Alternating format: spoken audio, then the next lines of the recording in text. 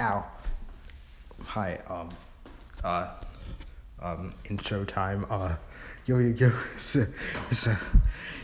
Amai here, back again in another video. Oh, God, I'm tired, okay, you probably clicked on this video for a reason. Yeah, we're talking about the Promised Neverland. Yeah, give me a minute, just to breathe for a bit. Okay, I'm ready now.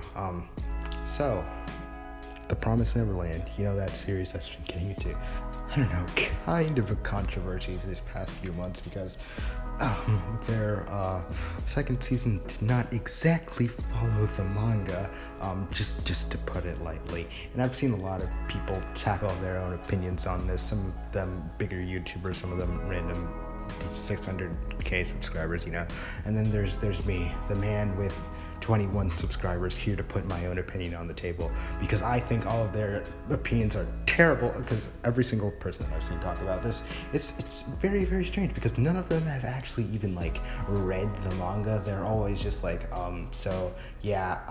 think it looks good because I just didn't read the manga and I think it has a good conceptual story of blah blah blah. Well, Baka, buffoon, Brakdemonoga, in the words of von Stroheim. Maybe I shouldn't quote the made-up Nazi man. Never mind. Okay, let's move on. So me, I'm giving my opinion. Me, Amayo here.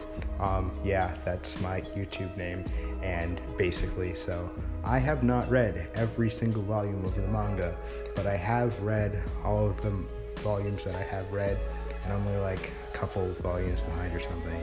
So I do have a better conceptual viewpoint on the manga and the anime than most other people I've seen talk about this situation in general, and I wanted to give my final opinion because I haven't really talked about this at all, but now the season's over, so I've seen it all and I've read most of it, so I was like, might as well just go ahead, make a video.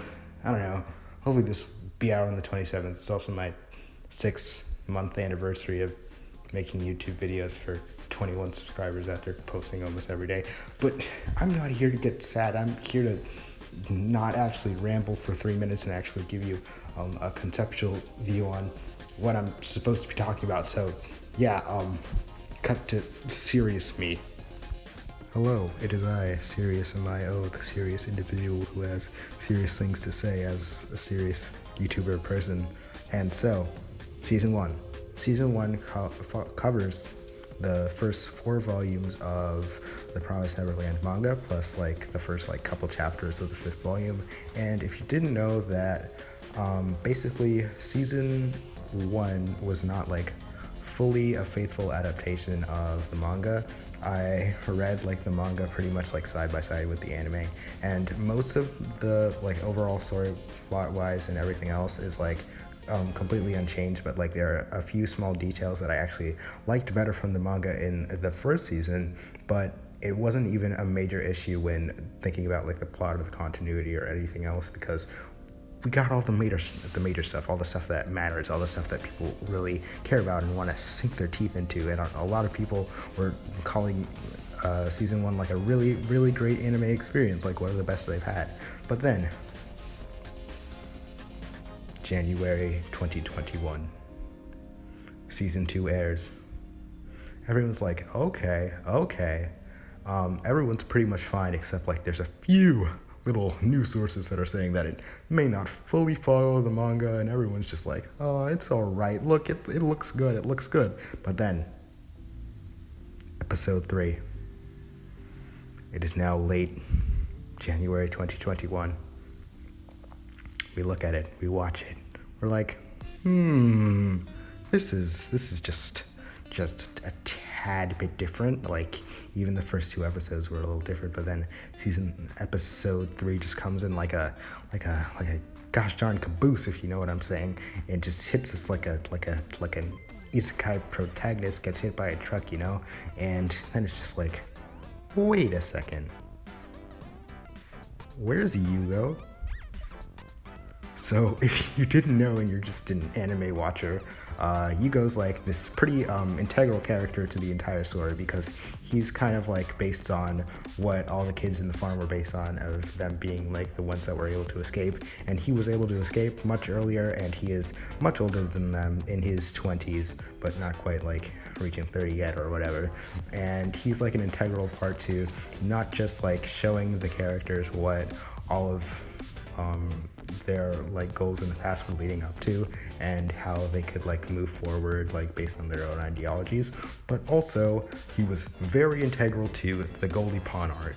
So yes, it did actually make sense to get rid of him if they wanted to actually like just skip over that entire arc of the story, but they were in the shelter and they teased it.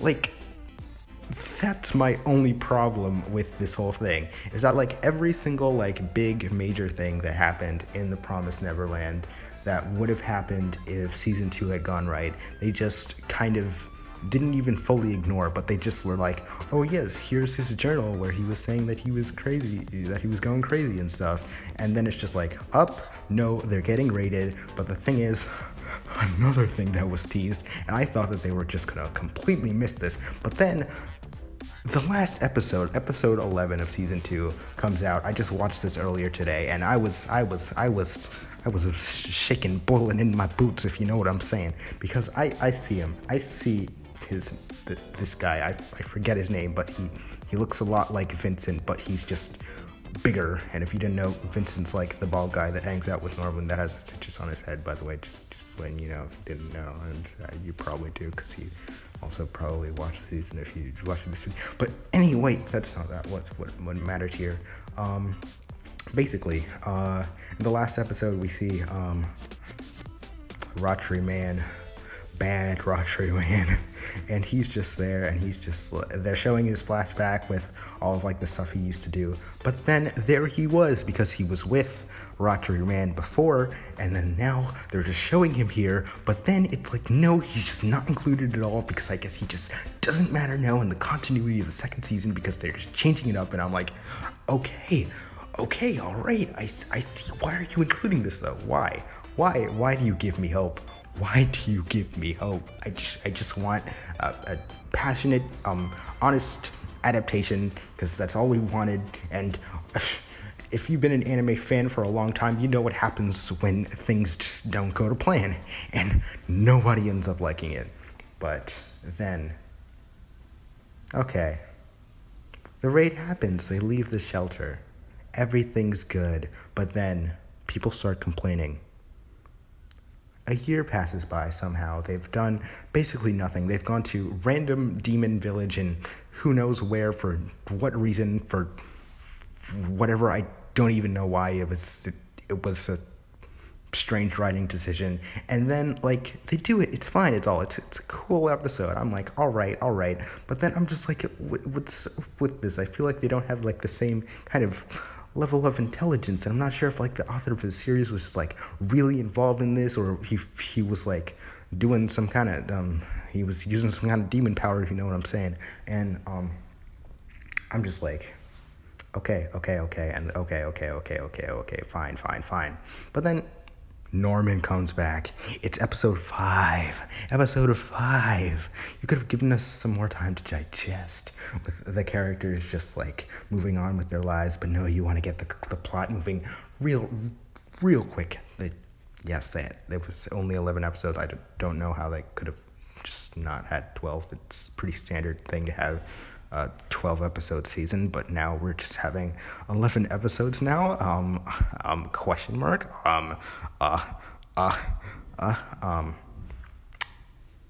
Oh wait, this has been almost 10 minutes and I've just been saying nonsensical garbage, but you get what I'm saying. I don't normally script my videos, if you couldn't tell, and this is one of the best that's come out.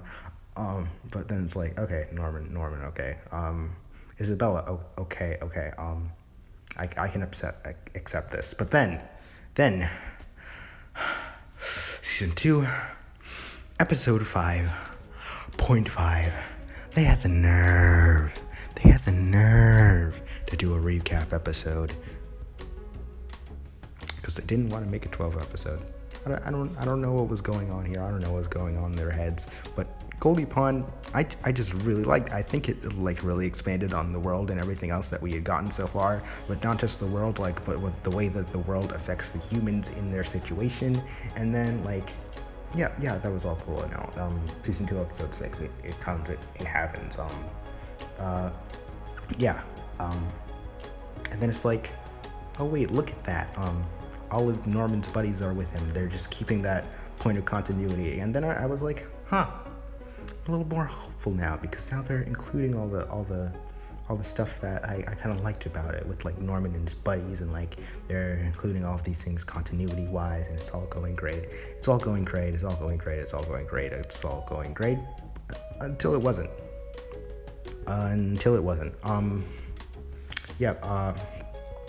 Norman, he goes, attacks Demon Village, and then Emma, being the standard shonen protagonist, is like, no, friendship. And then the rest of the series becomes, no, friendship. You know, you want to know the reason why I like really liked Promised Neverland? Was because they were big brain plays. It made my brain large. It made me feel like brain expanded, you know? But then it's like, they just come out with this, and I'm just like, I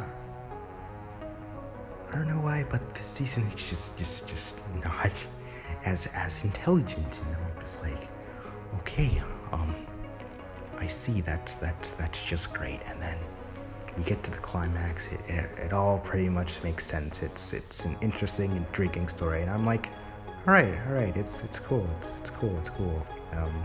They take care of the villain, not really. He kind of kills himself after he realizes that he's kind of a psychopath. He can't really get out of the situation. Great. All makes sense. Yeah, cool. It looked beautiful. I still really love the art style, especially in the anime format. But then,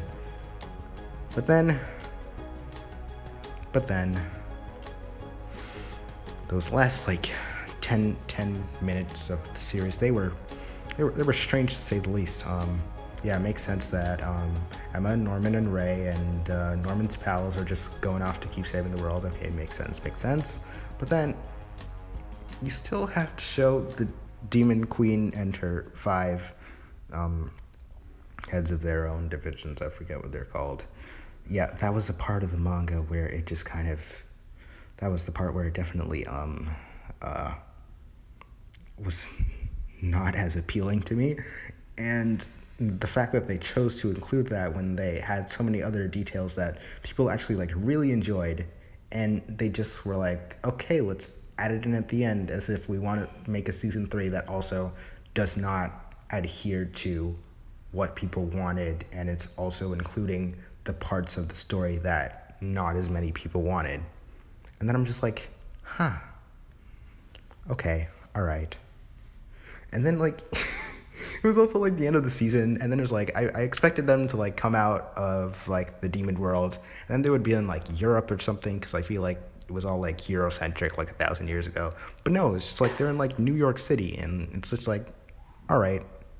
And then like seeing that, it gave me like a profound sense of happiness, but it gave me like the same kind of like feeling as like, you know, when you like make your first anime OC, and then you just like, you're seeing them, they're like in like streetwear and like regular clothing, and it's just like, this is different. I don't know if I like it or not. But then I was just like, And then the episode ended. The credits rolled. It's a beautiful end song, and I'm just like, all right. I don't even know if I'm satisfied. The Promised Neverland Season 3 was a special thing, so please just do remember it for all it had, the good, the bad, and the demons. This is Amayo's blabbering review of The Promised Neverland Season 2, and what would I rate this out of 10? I'm gonna give it an 8. It was solid. and it gets like a couple extra points just because of Phil, because he's just so gosh darn adorable. I can't tell. Oh my god, it's so cute. Oh my god, I'm not gonna be doing that much editing on this. It's gonna be like very, very simple because I want to get this out by the 27th. But yeah, if you like this, sharing it around would be nice. I thought it came out pretty funny. So yeah, bye, I guess. See you later. I don't know, even know what that bit was at like the beginning of the video. It was kind of, I don't even know why I did that. Was it funny? Like, let me know it was funny. I want to be funnier. I don't even know if I'm making good videos anymore.